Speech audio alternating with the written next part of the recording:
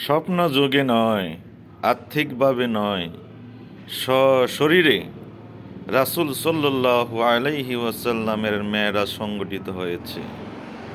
যারা এই ধরনের কথা বলে তারা এই মেরাজের মধ্যে ধূম্রজাল সৃষ্টি করে। মহান আল্লাহ কালামে বলেন, সুবহানাল্লাযী আসরা বিআবদিহি লাইলাম মিনাল মাসজিদিল হারামি ইলাল মাসজিদিল আকসা। এখানে আল্লাহ পাক সরাসরি বলেছেন যে মসজিদুল হারাম থেকে বাইতুল আকসা হয়ে সপ্তকাশ পাড়ি দিয়ে মহান আল্লাহ রব্বুল আলামিন তার প্রিয় হাবিবকে তার কাছে ডেকে নিয়ে তার দিদারে ধন্য করেছেন, তার দিদার দিয়েছেন।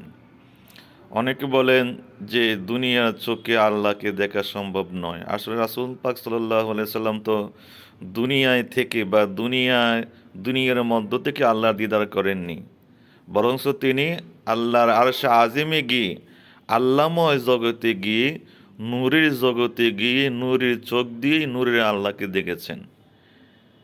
এগুলো আসলে বোঝার বিষয়। অনেকে না বুঝে না জেনে ধর্ম বিষয়ে ধূম্রজাল সৃষ্টি করে আল্লাহ পাক যেন আমাদের সবাইকে সঠিক বুঝ দান করেন। আমিন।